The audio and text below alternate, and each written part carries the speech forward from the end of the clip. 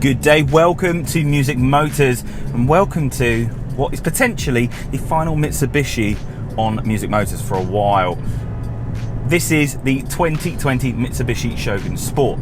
Now, underneath, the Shogun Sport is powered by a 2.5 litre diesel engine, much of the running gear from a previous generation L200. It didn't quite get the update before Mitsubishi pulled the plug in the UK. So what does that 2.4 litre diesel produce? Well, 180 horsepower, 430 newton meters of torque, a top speed of 116, and it will get to 62 just over 10 seconds, 10.6 seconds. Now, all of this whilst costing 37.5 grand on the road, some £10,000 cheaper than some of the nearest competitors.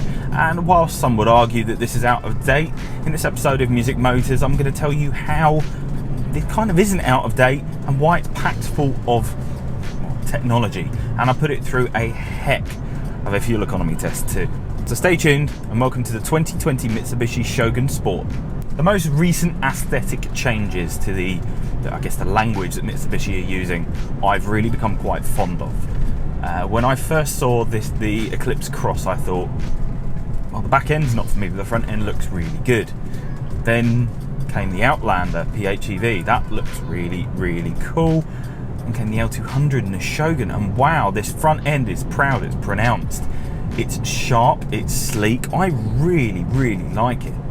Now, this one, from a side profile point of view, 18-inch diamond cut alloy wheels that are beefy yet nicely designed. They really, really look the part and kind of bring the whole thing together. Now, this one's actually finished in Atlantic grey metallic. It's about a £600 option, but it's a lovely grey colour, which, considering the time of year and the type of roads I've been driving on, has not really shown the dirt at all, considering, well, potentially white and black cars would have been considerably worse. The back end is very distinct with the new Shogun. You can spot it quite a way off. Very distinctive tail lights, a very unique design. The biggest thing that I actually found was, from an aesthetics point of view, this has the same impact on truckers that a BMW 3 Series, 5 Series does on normal motorists. But more of the truckers think that this is an unmarked Vosa vehicle. Quite hilarious, the amount of trucks that will just let you in when they probably wouldn't have wanted to do before. Aesthetically though, I just really, really like it. It's sporty, it's nicely finished, it has good lines, it looks like a 4x4, it looks like an SUV, it looks like a sports utility vehicle. It really, really does suit a lot of different lifestyles, and aesthetically is very pleasing to look at. Fuel economy time on the motorway, finding out what the average motorway journey commute will bring. So obviously there's a little bit of town leading up to the motorway, but the majority of this distance I'm covering is being done on the motorway. Just seeing how this is fuel economy wise, how quiet it is on the motorway, how it feels, how the ride is, and I'll see you at the other end.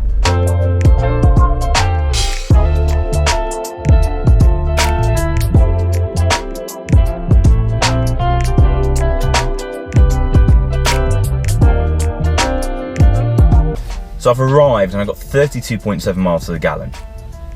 Now, first up, the interior is extremely comfortable. The audio quality is brilliant, the ride is good, the seats are fantastic, the heated seats are great. What would you expect? It's basically an armchair on wheels. But the question then comes in that this got the economy figure, the combined figure that Mitsubishi say, but on extra urban. The reason being, I started around town and then I immediately went up to 70 miles an hour. And I thought, why isn't this getting as much as an L200? And about halfway through, I remembered the L200, I drove at like 63, 64 miles an hour to get the economy figure. And realistically, Mitsubishi drove that at 60 to get that economy figure. So I dropped it down to 60 and straight away, it was getting over 40 to the gallon. So the 37 extra urban is achievable so long as you drop your speed a little bit.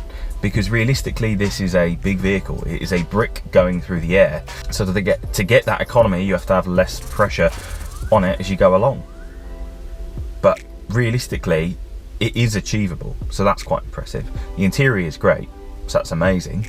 And I could very easily do many thousands of miles sat in this seat in absolute comfortable pleasure. Inside is where you're probably going to think Mitsubishi haven't really done too much and that there isn't loads of technology, but you're quite wrong.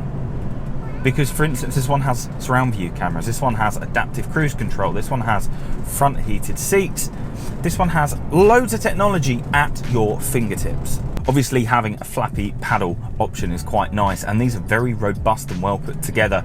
They don't actually follow with the steering wheel, which is kind of a nice touch, because no matter where the steering wheel is, you know where the paddles are. You're not going to get mixed up with up and down. You always know where they are. Now, the infotainment is actually very, very good. A 510 watt sound system, very punchy, good sub sound, not too many mid frequencies. It does have Apple CarPlay, Android Auto, does have DAB, and it also has a plug socket down here, like a conventional wall socket. So you could, in theory, plug in your new Xbox or PS5, because there's an HDMI there as well, and play it on the little screen there. I know, a bit of a waste of the utility, but you could do it. Also, that plug socket could then mean that from a utilities point of view, if you need to run something which needs to run off a wall socket and you're in the middle of nowhere, you've got no problem doing it. These front seats are very comfortable, pretty holding, very warm. From a long distance point of view, it's like being sat in an armchair, but at the same point, you don't roll out the corners really at all. In comparison to an L200 especially the new Barbarian X, you don't really roll out of the corners at all in comparison. Whilst it's by no means like a bucket seat, it's a very, very good effort at making comfy seats actually hold you. And that goes for both fronts, and they're electric and they're heated. Now, when you get to your first layer of seats, those first three, they actually have a good amount of headroom, a good amount of leg room, and they've got USB sockets back there. They've got their own air conditioning back there if they need it. And then there's another 2 seats at the back. And those 2 seats, yeah, they're not going to be spacious and as luxurious as the rest of the vehicle, but equally they are completely usable. And even with them up, the boot space isn't too bad. Speaking of boot space, with the seats down, the boot space is phenomenal. Like, huge amounts of space that basically turn this into a van. Especially with the fact that you can not only put the rear 2 seats down, but you can also put the rear 3 and, yeah, literally turn this into a van. Now, the interior comfort on a run, you don't really feel like this is a big 4x4. It doesn't get buffeted around by the wind too much. It's pretty decent. Interior sound quality is reasonable. Yeah, you get a bit of sound noise, but you would in any SUV, and by no means do you get tyre rumble or whatever you call it as you used to get in the old Land Rovers. This is pretty quiet and actually feels very luxurious, considering it's not really sold to be a luxurious SUV, and especially at that price point, from an interior point of view, it's bang on value for money. My only quibble with the inside really is the fact that only one of the windows is auto up, auto down, which is the driver's window. The rest of them aren't, and it's just a switch. All it takes is to change the switches here and on all the buttons there to make them fully up and down, and I cannot imagine that costs any more than about £40 to do. Urban economy is something which you have to consider with this vehicle, because realistically it will be driven around town. It's going to happen. So to put it to a real urban test, what I'm doing is picking up loads of food donations, sorting them in the back, taking them to the food bank, picking up some bits, some food parcels that need to go out from the food bank, distributing those too. The aim is that for a majority of the time this is completely urban. There may be like the tiniest bit of motorway, I won't know until I pick up the items in a bit, but it's to see how this does purely around town. Let's go.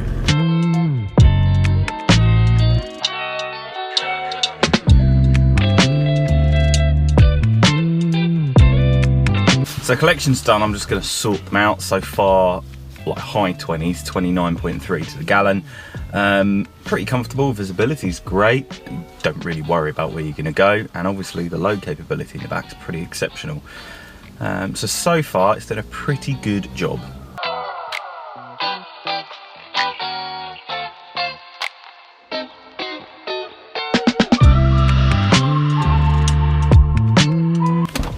So the bits that I've collected have now been distributed, put into separate bits, and I now have the following to deliver.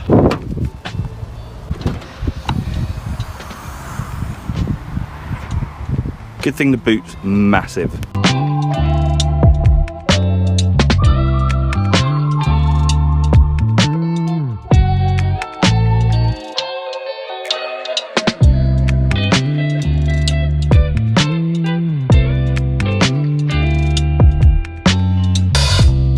So a summary, I expected to get about 25 miles a gallon, but I actually got 28.9, which, considering the size of this vehicle and the type of driving cycle that I just did, was pretty impressive. I mean, it was literally start, stop, stop, stop, stop, stop, start, stop.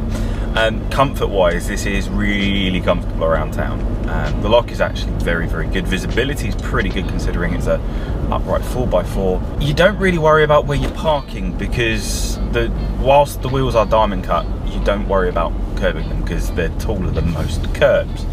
Also, you don't worry about parking on grass because if you ended up getting stuck and bogging in, well, you just activate diff locks. So effectively, then it means that this is really good around town. And then when you talk about that amount of load capability, I didn't even put it near its capacity, but that huge parcel that was in the boot, that really was quite a substantial parcel. That was easily about 40 kilograms because I was having to use every single muscle in my body to move it, and yet the car then didn't handle any differently even with that in the back. Even though it wasn't settled bang in the middle and it wasn't over the axle, you couldn't have even known that there was anything heavy in the car aside from me. So realistically, as town tests go, it was pretty impressive. Whilst fuel economy, it'd be nice if I got over 30. Even on paper, Mitsubishi admit it doesn't tend to. Performance, 180 horsepower, 430 newton meters of torque, top speed of 112 miles an hour, and it'll get to 62 in about 10.6 seconds. Now, you can get it about 10.2 seconds if you don't have any headwind, you don't have a lot of weight in the vehicle. The biggest thing is that 430 newton meters of torque. That means getting away, getting off the line is really quick. It's quite nimble off the mark, which you wouldn't expect of a vehicle of this size and this weight. Once you get above about 40 miles an hour though, you do then start feeling the size of the vehicle, but by no means is that a negative you feel in any vehicle of this size. The steering feel is much like the previous generation L200, but that's no bad thing because the previous generation L200 did drive very, very well. The new one drives exceptionally well, but the previous one didn't really drive like a commercial vehicle. When you then put it into car terms, what it means is that from a driving point of view, whilst this doesn't feel completely engaged, you do get some feedback from the steering. Bearing in mind, it's 18-inch diamond cut alloys, and then you've got massive tyres to deal with it. With all that flex going on, and yet you still get a little bit back, it's quite nice. The brakes have a decent feel, the throttle's quite responsive, 7-speed automatic gearbox is very, very quick to respond when you need it. The only thing is when you get into the lower gears, it doesn't always change from second to first as you'd want. It would have the room in the RPM band to do it, but the car's just deemed that it's not going to allow you to do it, probably so you don't put extra stress on the gearbox, but slightly annoying when I'm saying, come on, change down. Economy wise, they claim anywhere between like 29 to about 32, 33 miles a gallon, and realistically you will quite easily see that because what I noticed, you tend to just average about 30 to the gallon, almost no matter how you drive it. Around town, you won't really see any less than about 29. And that's around town in traffic. Get on a run, and yeah, you're going to get around to about 33, depending how fast you drive. Bearing in mind that this is effectively a pickup truck underneath, and it is an L200 underneath from my perspective, I then started driving on the motorway with that in mind, because it is pretty much pushing a brick through the air. And to that end, the fuel economy could actually get considerably higher. You could even potentially see 36, 37 miles to the gallon if you were willing to drive at 60 and you didn't have massive inclines to go up. A pretty impressive return. On twisty little back roads, whilst you do eventually start to feel the size of the vehicle, it's by no means actually that bad. Yeah, it does kind of lumber a little bit, but it's a 4x4. Even a Range Rover lumbers through them. So considering this is about half the price of a Range Rover, depending on the spec you want to go for, that's pretty impressive. So from the outside, it's quite nice. It looks different to the competitors, really kind of stands out. It's very, very nicely put together and is sleek and is Mitsubishi's new design aesthetic. It looks fantastic. The inside, yeah, it could do with a few more up-to-date bits of technology here and there. But by no means is this out of date. It just means the design's been around for a little while and it would be nice if they updated it. When it comes to passenger comfort and load capability, this is second to none. It's huge, it's very capable, and it's very comfortable. When it comes to performance, It performs as you would expect it to. It is not a high-performance Range Rover Sport SVR. This is a Mitsubishi Shogun Sport. It can be thrown around, but it's not really made to. But if you needed a vehicle which was going to take you across the Sahara Desert, across the Arctic, and everywhere in between, a Shogun Sport is a pretty good way to get there. Honestly, driving this, you feel unstoppable.